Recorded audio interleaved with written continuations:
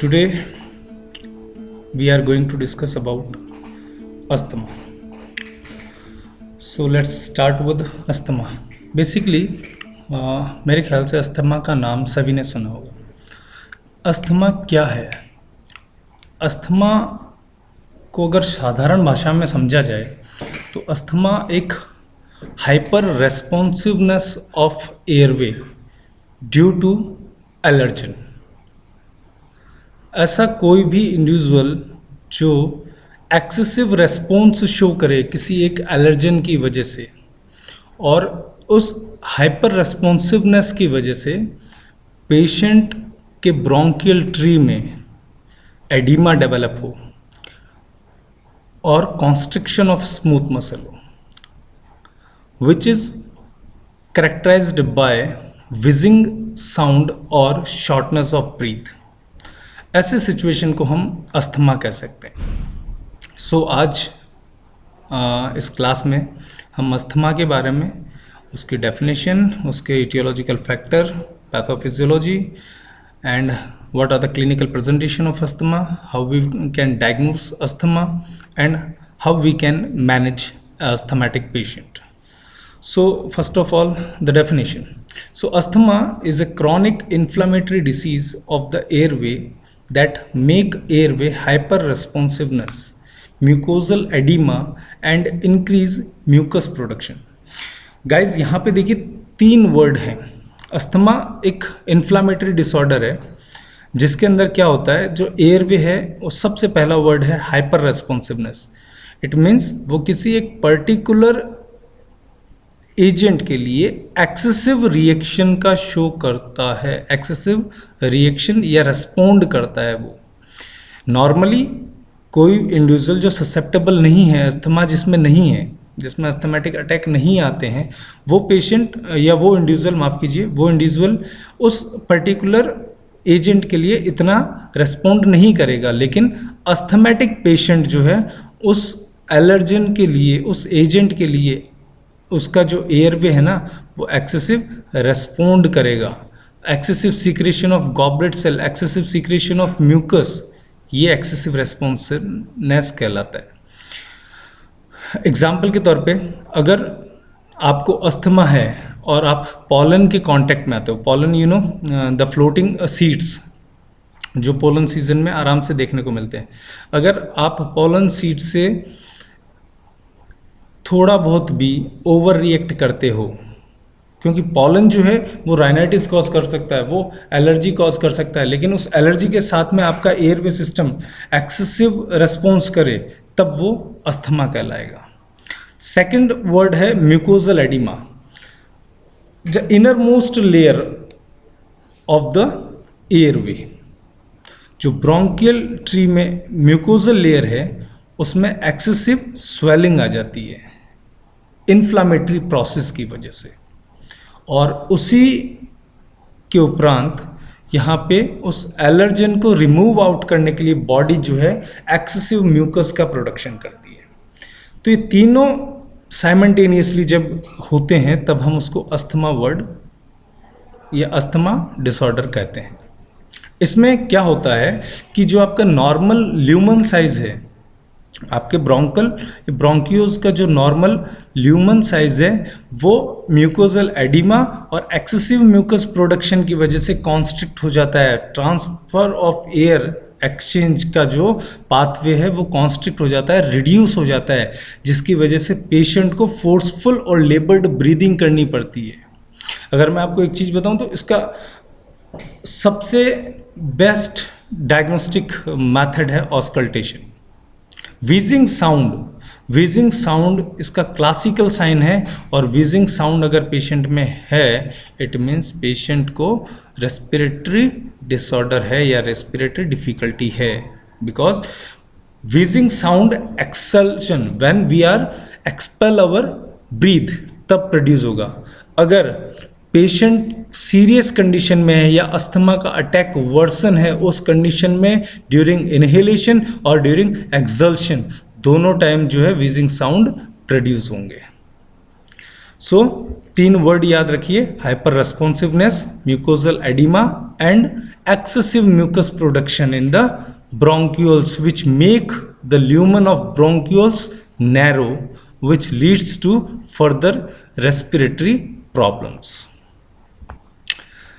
So next we are going to discuss about the type of asthma. So first one, common allergic, when a susceptible person or an individual is allergen with some kind of substance. जब किसी एक व्यक्ति को किसी एक specific चीज़ से allergic होती है तब वो उसमें अस्थमा का अटैक आ सकता है. नॉन एलर्जिक कि आप जो हैं वो अस्थमेटिक हैं लेकिन आप किसी एलर्जिक के कांटेक्ट में नहीं आए, ऐसे कोई भी सब्सटेंस के कांटेक्ट में नहीं आए जो एज ए एलर्जन आपको काम करे.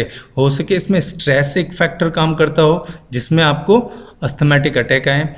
एक्सरसाइज इंड्यूस हो सकता है, मेडिकल इंड्यूस हो सकता है. ये सारी कैटेगरी हम नॉन एलर्जिक अस्थमा के अंदर पढ़ते हैं. एलर्जिक में जहाँ पे कोई पेशेंट किसी सब्सटेंस के कांटेक्ट में आने के बाद उसका एयरवे हाइपर रेस्पॉन्ड करे. नॉन एलर्जिक, आप किसी सब्सटेंस के कांटेक्ट में नहीं आए, आपने एक्सरसाइज करी है ना, आपने एक्सरसाइज करी, एक्सेसिव एक्सरसाइज करने की वजह से आपकी बॉडी अस्थमेटिक होगी, उसे हम कहते हैं non allergic. So medical induce, exercise और बाकी सारे जो हैं नॉन एलर्जिक में आते हैं. Next, third most common type की बात करें तो mixed, which contain both allergic and non allergic, जिसके अंदर एलर्जिक भी हैं और नॉन एलर्जिक सब्सटेंस भी हैं. तो उसको हम पढ़ते हैं मिक्स्ड में, जो सबसे कॉमन टाइप है अस्थमा का. Exercise induce, yes, excessive exercise में इंक्रीज द अस्थमेटिक अटैक और the chance of asthmatic attack to the susceptible one. अगर किसी को अस्थमा है और उसने अगर एक्सरसाइज करी है, हैवी एक्सरसाइज या कंप्लीट लॉन्ग वॉक करी है, तो उस पेशेंट में अस्थमा अटैक आने के चांसेस हो सकते हैं. क्योंकि इसमें बॉडी क्या है, एक्सेसिव डिमांड करती है ऑक्सीजन की और एक्सरसाइज के दौरान जो है अपना मेटाबॉलिज्म इंक्रीज हो जाता है. Next, medical induce asthma. Yes, कुछ सर्टेन ड्रग्स ऐसे होते हैं जो ब्रोंको कॉन्स्ट्रिक्शन का काम करते हैं. आइब्रूफेन, एस्पिरिन, ये टैबलेट्स क्या करती हैं, ब्रोंको कॉन्स्ट्रिक्शन करती हैं और ब्रोंको कॉन्स्ट्रिक्शन की वजह से अस्थमा डेवलप होता है. Next, causes of asthma. So first one, asthma में बी हेरिडिटरी. अगर आपके परिवार में किसी को दादा को, माँ को, पिताजी को, it means first line relative को अगर किसी को अस्थमा है तो प्रोबेबिलिटी इंक्रीज हो सकती है कि आप में भी अस्थमा डेवलप हो सकता है. यस, अगर हेरिडिटरी है तो जेनेटिक के होने के चांसेस भी बढ़ जाते हैं. Genetic due to mutation in the genes. When there is mutation, अब म्यूटेशन क्या है कि जरूरी नहीं है म्यूटेशन किसी एक सर्टेन टाइम पे हो, म्यूटेशन कभी भी हो सकता है. तो जीन म्यूटेशन की वजह से भी आपको अस्थमा डेवलप हो सकता है. Airborne allergen which comes under allergen asthma. ठीक है, pollen air, dog dander, cat dander, these all are the example of airborne allergen. ठीक है, एयर पॉल्यूशन आल्सो. सो कोई भी ऐसी चीज़ जो एयर में फ्लोट होके आपकी नेजल म्यूकोजा को इरिटेट करे, ठीक है, वो हम एयरबोर्न एलर्जन में कन्फाइंड करते हैं. Respiratory infection, several respiratory infection also cause asthma because excessive or repetition of infection will leads to make the bronchospasm or make the airway of individual hyper responsiveness. ठीक है, तो respiratory infection भी जो है asthma cause करते हैं. Environmental factor, both cold and hot, excessive cold में also cause Bronco constriction. तो इन्वायरमेंटल फैक्टर, एयर पॉल्यूशन भी एलर्जन का काम करते हैं और उसमें हाइपर रेस्पॉन्सिवनेस कर सकते हैं वो किसी भी एक ससेप्टेबल होस्ट के एयरवे को। Psychological factor, strong emotions and stress. Strong emotions और स्ट्रेस में जो अपने गॉबलेट सेल हैं वो एक्सेसिव म्यूकस रिलीज करते हैं और उसकी वजह से जो आपका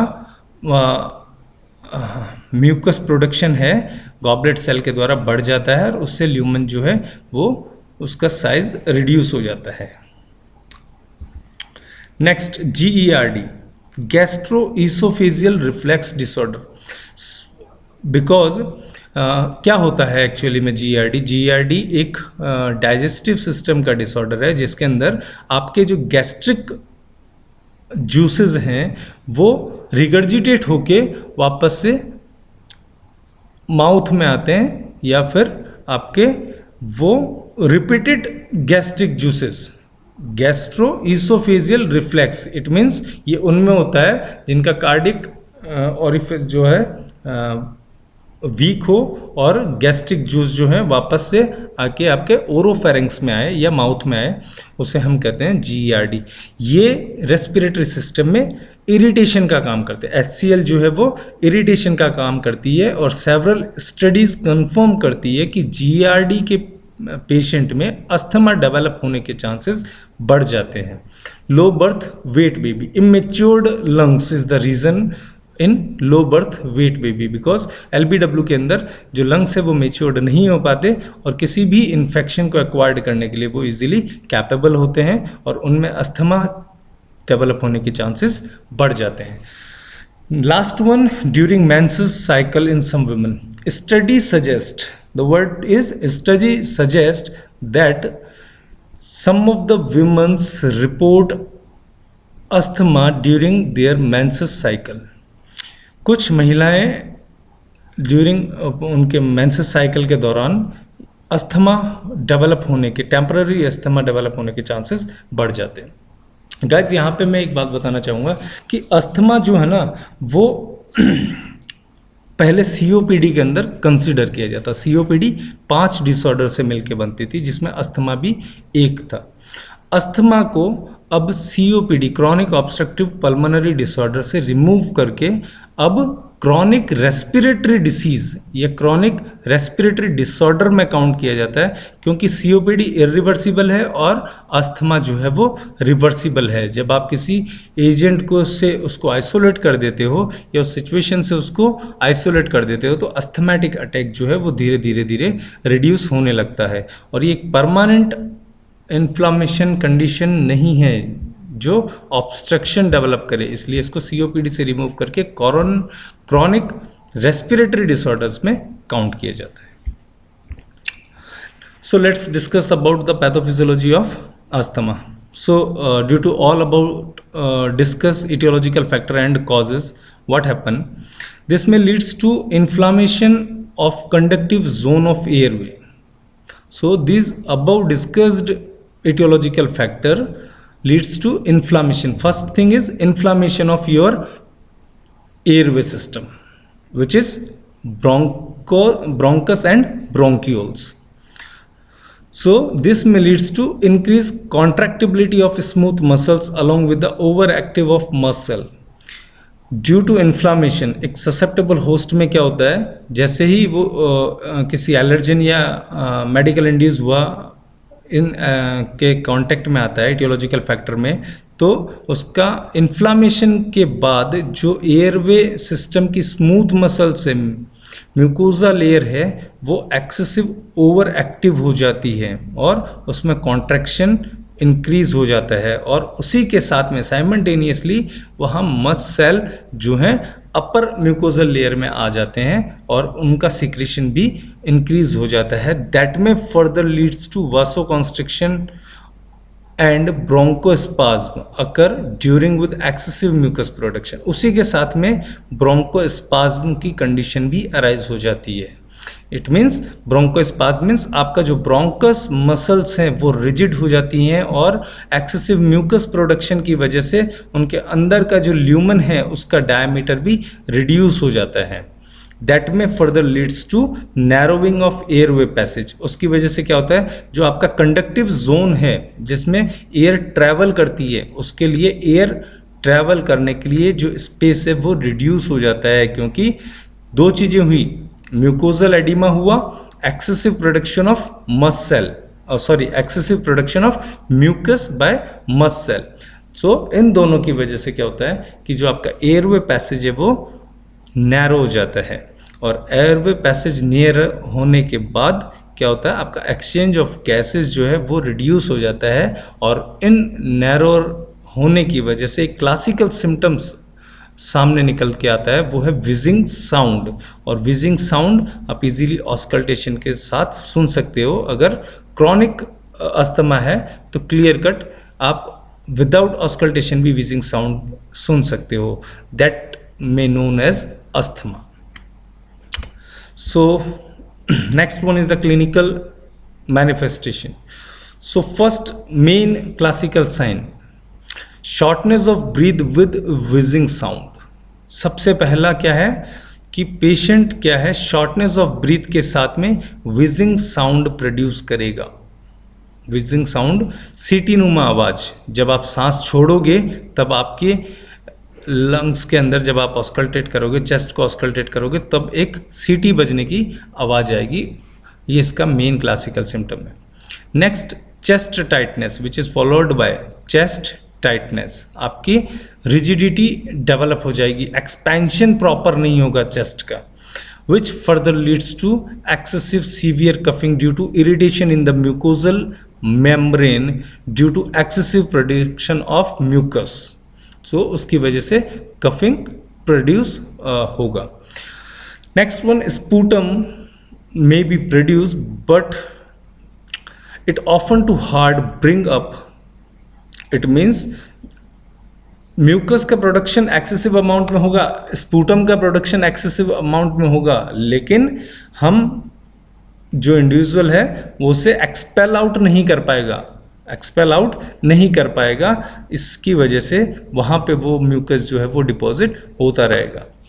next, during recovery from an attack it में appear pus like due to high level of WBC। देखिए ये बॉडी का डिफेंस मैकेनिज्म है। जब भी कोई एलर्जन के कांटेक्ट में आता है या बॉडी कुछ फॉरेन मटेरियल को आइडेंटिफाई करती है, तो वहाँ पे क्या होता है, फैगोसाइट का एक्शन इंक्रीज हो जाता है, और उसी के साथ में आपका WBC का लेवल जो है वो इंक्रीज हो जाता है। तो जब भी आप रिकवरी करेंगे उस अटैक के साथ, तो वो म्यूकस कैसा शो होगा, पस लाइक शो होगा। उसकी वजह क्या है कि उसमें क्या है, एक्सेसिव WBC अक्यूमुलेशन हो जाता है during the asthmatic attack. Next one, paradoxical pulse. Paradoxical pulse means जब आप इनहेल करते हो तब आपकी जो पल्स है वो वीकर होगी, एंड स्ट्रॉन्ग ड्यूरिंग एक्सल्शन, जब आप सांस छोड़ोगे तब वो पल्स जो है स्ट्रॉन्ग होगी। साइनोसिस में develop in the later stage of asthma.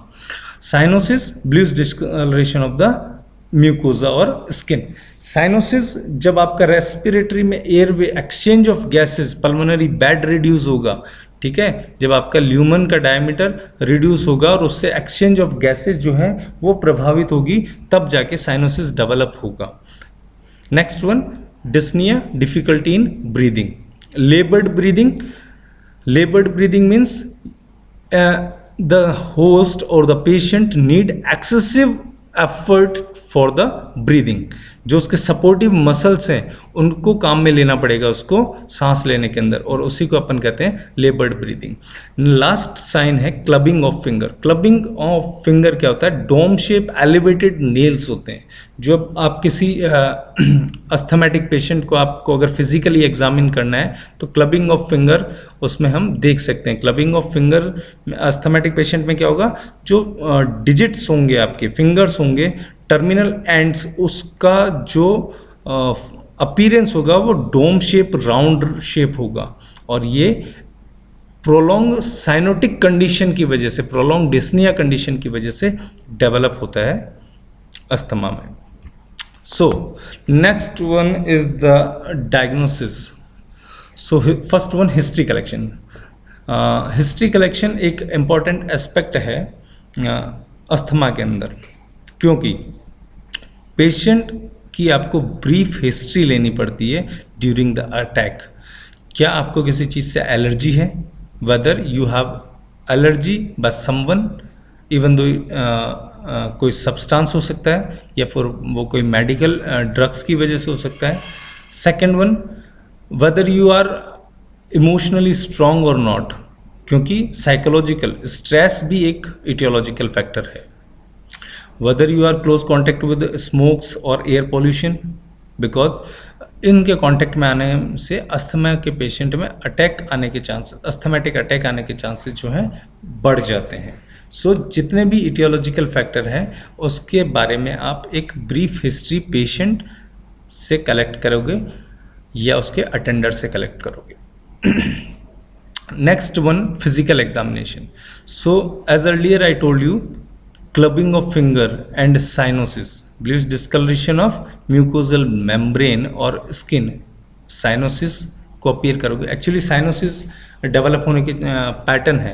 जब साइनोसिस प्रोलॉन्ग डिस्निया कंडीशन होता है तो साइनोसिस फर्स्ट पेरिफेरी से सेंट्रल लाइन की तरफ मूव करता है। तो आप डिग्री ऑफ साइनोसिस को इसमें मॉनिटर करोगे अगर पेशेंट में प्रोलॉन्ग डिस्निया कंडीशन है तो। Saturation of oxygen, second one. Second, clubbing of finger. Cyanosis के बाद आप पेशेंट को क्लबिंग ऑफ फिंगर के लिए मॉनिटर करोगे। क्लबिंग ऑफ फिंगर मॉनिटर करने के बाद पेशेंट को लेबर्ड ब्रीदिंग के लिए आप मॉनिटर करोगे, because this 3 sign indicate whether the patient need oxygen immediately and in how much flow और हाउ मच रेट। तो इन 3 चीज़ों के लिए आप उनको एग्जामिन करोगे। और एक क्लासिकल सिम्टम्स, सबसे पहला जो क्लासिकल सिम्टम है उसको ऑस्कल्टेट करके आइडेंटिफाई करोगे whether wheezing sound is produce और not. If wheezing sound produce during exhalation once, that means patient have acute asthmatic attack. If the wheezing sound produced during inhalation and during exhalation, that means this is the chronic case of asthmatic attack. So wheezing sound को भी आप monitor करेंगे। Next one, CBC to identify the inflammation reaction in the body or response of the body, complete blood count. Next, erythrocyte sedimentation rate, ESR को भी आप identify करोगे। अगर ESR increase होता है इट मीन्स बॉडी में कोई भी इन्फेक्शन डेवलप हुआ है। नेक्स्ट, आप एलर्जन टेस्ट, और इसको हम प्रिक टेस्ट के नाम से भी जानते हैं। और एलर्जन टेस्ट में हम क्या करते हैं, बहुत सारे एलर्जन हम एक ससेप्टेबल होस्ट के अंदर इंजेक्ट करते हैं और उस इंजेक्ट करे हुए एलर्जन की हम फर्दर स्टडी करते हैं। अगर ससेप्टेबल होस्ट को किसी भी चीज़ से एलर्जी है जो एलर्जन टेस्ट में एलर्जन उसे इंजेक्ट करें हैं तो वो वहाँ पे रिएक्शन डेवलप करेगा। तो हम पेशेंट को इजीली हेल्थ एजुकेशन प्रोवाइड कर सकते हैं कि आप इस पर्टिकुलर एलर्जन से क्या है एक आइसोलेशन करके रखें, because you are allergen with this particular substance. If you are going to close contact with this substance, you may suffer by the attack again in future. So allergen test to identify the allergen. And next one, ABG, arterial blood gas analysis. So arterial blood gas analysis to identify the saturation level of oxygen in the blood. So next one, pulse oximetry. This also give information regarding saturation of oxygen in the blood and tissue as well. So next one, spirometry. Spirometry is the test to identify or grading your lungs, how well your lungs will work. आप की vital capacity क्या है, आपका power of lungs क्या है, उसके लिए हम स्पायरोमेट्री करते हैं। A test to assess how well your lungs work by measuring how much air you inhale, how much you exhale and how quickly you Excel.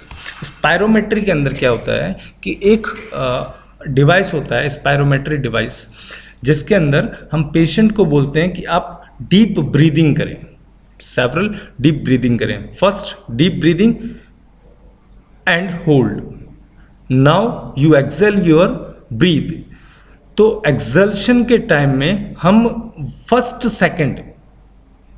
Second की जो रीडिंग है उसको मेजर करते हैं, how quickly and how forcefully you exhale, क्योंकि हम patient को instruction provide करते हैं इस प्रोसीजर से पहले कि आपको डीप ब्रीदिंग करके आपकी सांस को एकदम से बाहर छोड़ना है। तो उसके जो फर्स्ट सेकंड है उसमें हम इस रीडिंग को मॉनिटर करते हैं, इसको हम कहते हैं स्पायरोमेट्री, जिससे आपका लंग्स का असेसमेंट होता है कि how well your lungs work, कितनी अच्छी कंडीशन में आपके लंग्स है, आपकी वाइटल कैपेसिटी क्या है, इसको आइडेंटिफाई करने के लिए आपकी टोटल लंग्स कैपेसिटी क्या है, ठीक है, इसको आइडेंटिफाई करने के लिए अपन स्पायरोमेट्री करते हैं। So next one, management.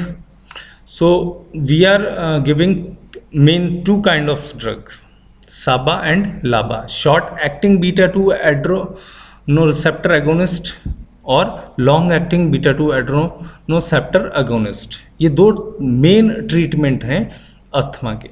साबा की बात करें हम शॉर्ट एक्टिंग की, तो salbutamol is the choice of drug to treat asthma.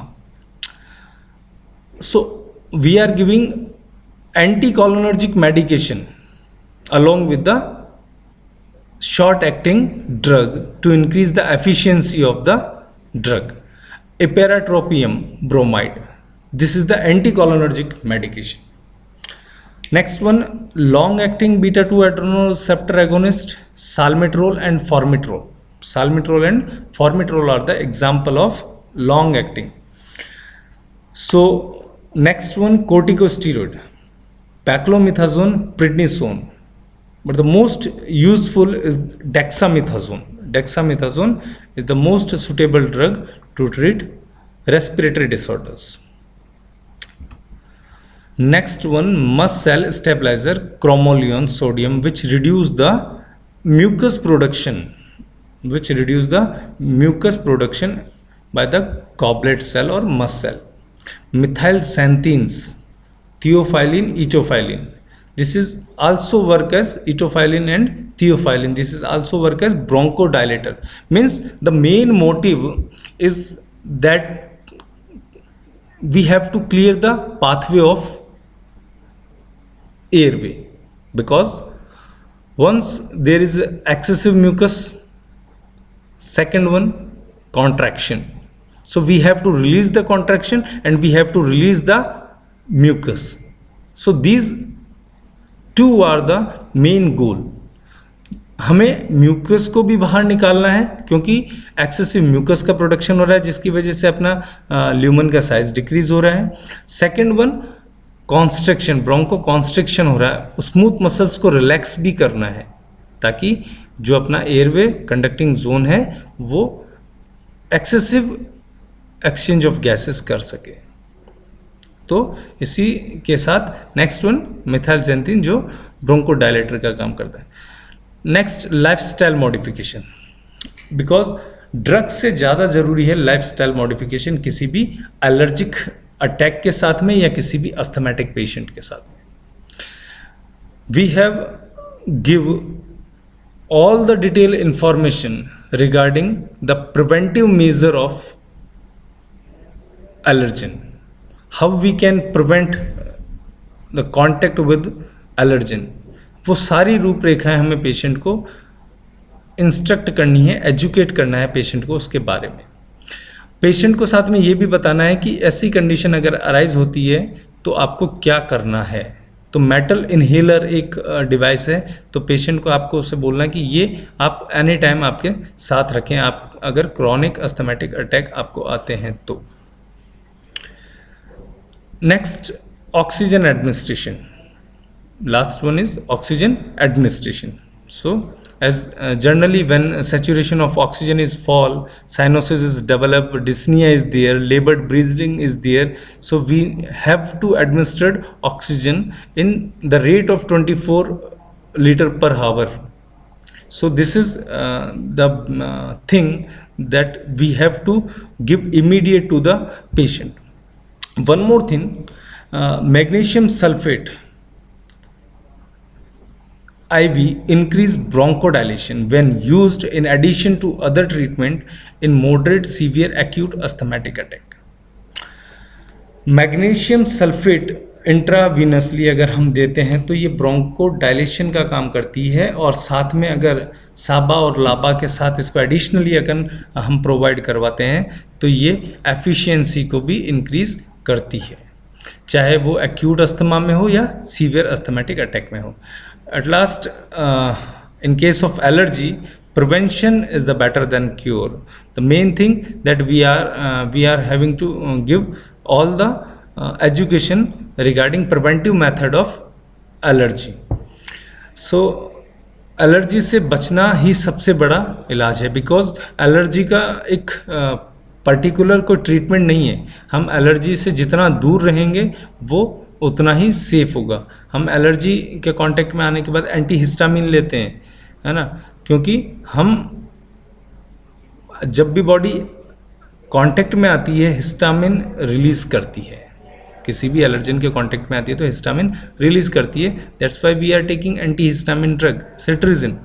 So allergy से बचने के लिए उसका बचाव, उससे दूर रहना ही उसका इलाज है. So this is all about regarding asthma.